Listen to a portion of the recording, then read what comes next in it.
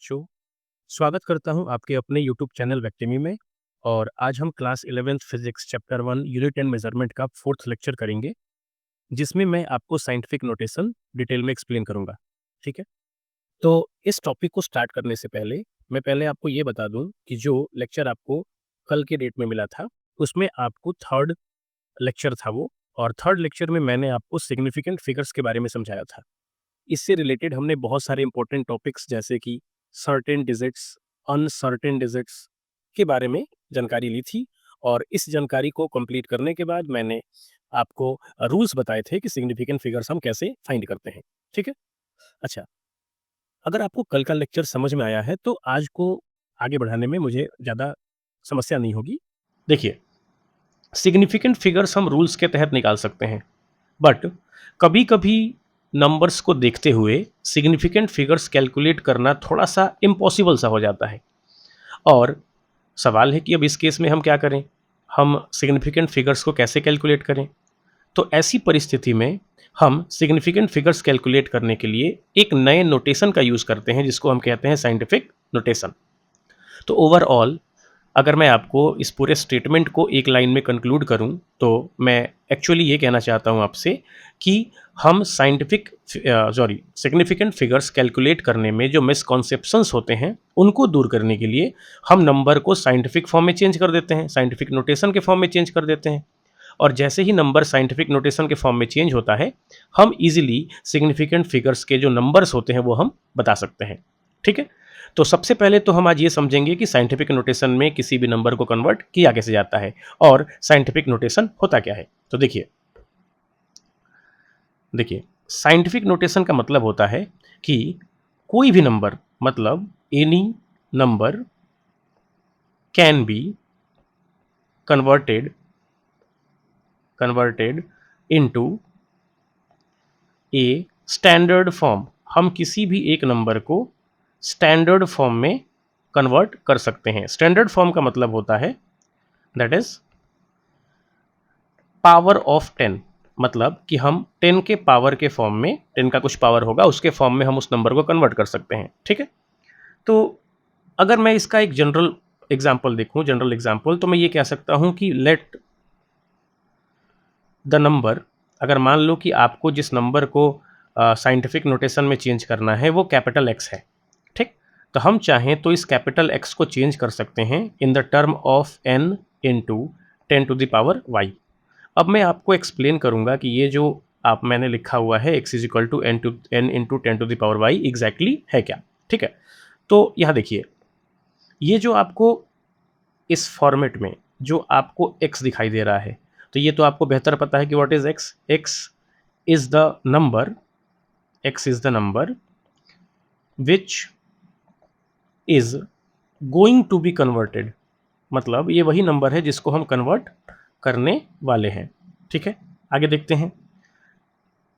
अब देखिए यहाँ पे जो n है, जो आपको कैपिटल N दिखाई दे रहा है, ये वो नंबर है जो प्रेजेंट होता है, नंबर प्रेजेंट बिफोर 10, यानी कि जो हम पावर यूज़ कर रहे हैं उस पावर से पहले जो नंबर प्रोड्यूस होता है, जो प्रेजेंट होता है, उस नंबर को हम n से डिनोट करेंगे। ठीक है, और इस नंबर के बारे में एक बहुत इंपॉर्टेंट बात है, इस नंबर के बारे में एक बात का ध्यान रखिएगा कि ये जो नंबर होगा वो 1 या फिर 1 से बड़ा होगा और 10 से छोटा होगा। हम ट्राई करेंगे कि वो नंबर क्या हो, 10 से छोटा हो, तो इस बात को आपको ध्यान रखना है। ठीक, अच्छा, अब इस टॉपिक से एसोसिएटेड आपके पास एक और टर्म बचता है इससे related, y. What is y? अब हम वाई की चर्चा करेंगे कि वाई कहते किसको है। तो वाई इज द, आपने देखा होगा, y is the power of 10, ये 10 का पावर है।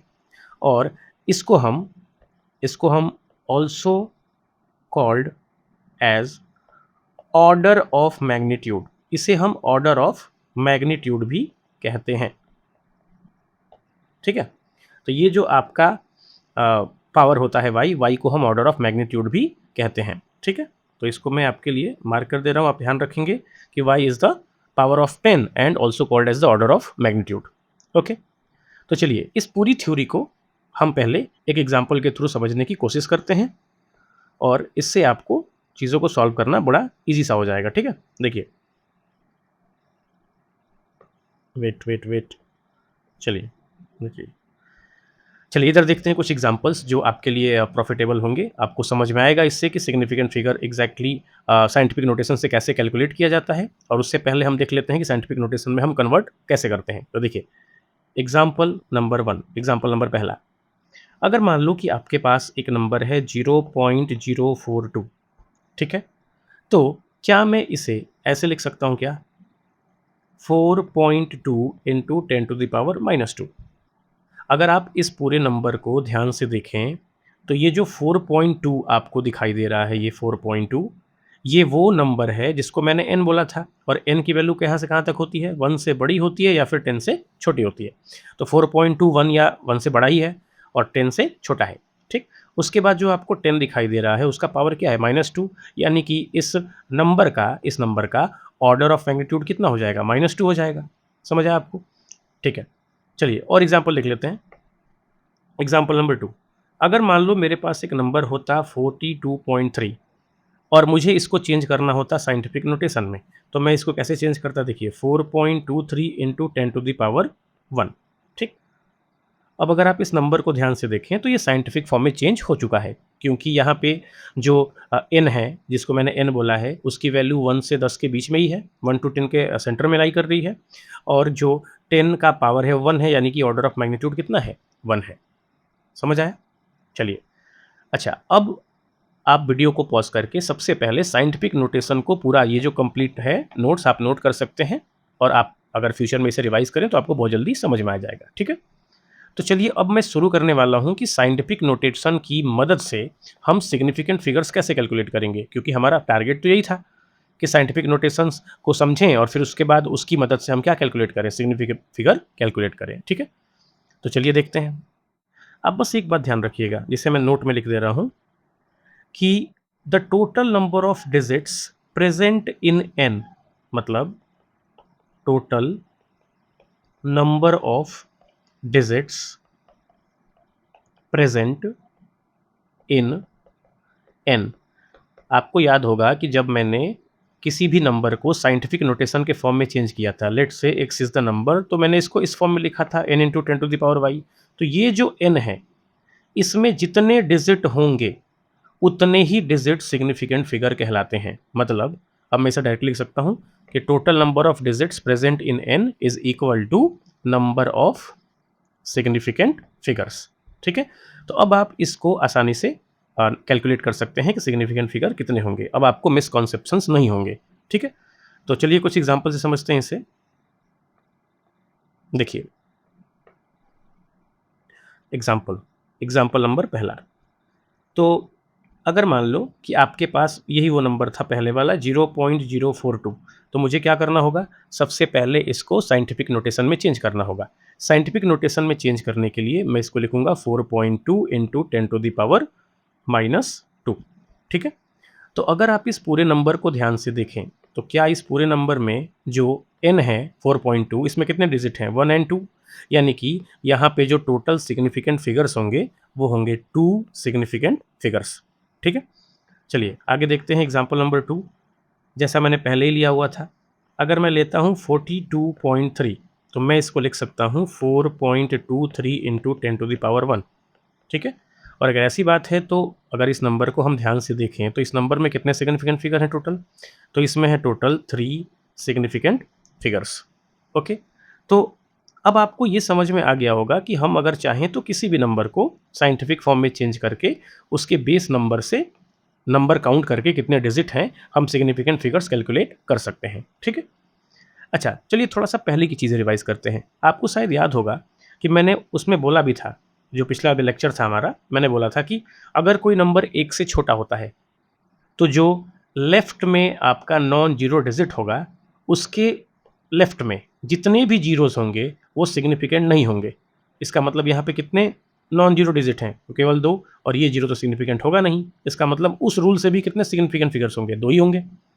अच्छा, और ज़रा अगर इस एग्जाम्पल को देखें तो मैंने आपको रूल नंबर 1 समझाया था कि अगर नॉन जीरो डिजिट प्रेजेंट होते हैं बस, तो उस केस में जितने भी नॉन जीरो डिजिट होंगे वो सभी क्या होंगे, सिग्निफिकेंट होंगे। यानी कि यहाँ पे टोटल सिग्निफिकेंट फिगर्स कितने हुए, 1, 2 एंड 3। तो मैंने क्या लिखा है, 3 सिग्निफिकेंट फिगर्स।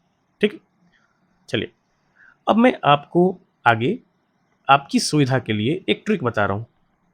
ट्रिक ये इसलिए है बस क्योंकि कुछ बच्चों को किसी भी दिए गए नंबर को साइंटिफिक फॉर्म में चेंज करने में बहुत इशू आता है। देखिए, इतना तो सबको समझ में आ रहा होगा कि मुझे इस नंबर को 1 से 10 के बीच में रखना है। तो कोई भी बच्चा अगर चाहे तो पहले नॉन ज़ीरो डिजिट के आगे पॉइंट लगा देगा, तो वो ऑब्वियसली 1 से 10 के बीच में ही जाएगा। लेकिन सवाल है कि ये जो ऑर्डर ऑफ मैग्नीट्यूड है, मतलब ये जो पावर है, ये पावर हम कैसे लगाएँ? पावर को लगाने में या फिर पावर को सॉल्व करके लिखने में बड़ी प्रॉब्लम होती है लोगों को, ठीक है?